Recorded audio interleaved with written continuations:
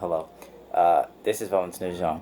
Now, to answer the previous question, when it comes to why two official languages in Haiti, there are some some great ideas, some great aspects to why two languages are used officially in the language. The first one is speak without linguistic barrier, any linguistic complexity and insecurity. So, if you happen to be somewhere you speak French, it's okay. People are going to understand, and people are going to take you seriously, even more than Creole. It's okay. But if you speak Creole, people are not going to literally discriminate in you for using the Haitian Creole language.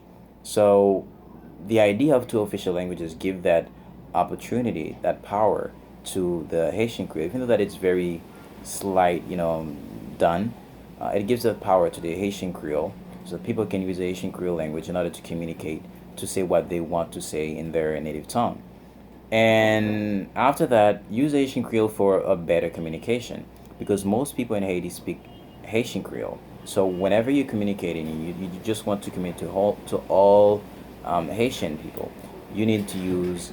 It's better using the Haitian Creole language because you will basically communicating, conveying your message to more people. Okay, and after that, a nation is a project, right? It's a project. It's an internal project that we have to just keep ourselves together under the same banner of values, of morals, and also of a linguistic uh, uh, um, a linguistic banner.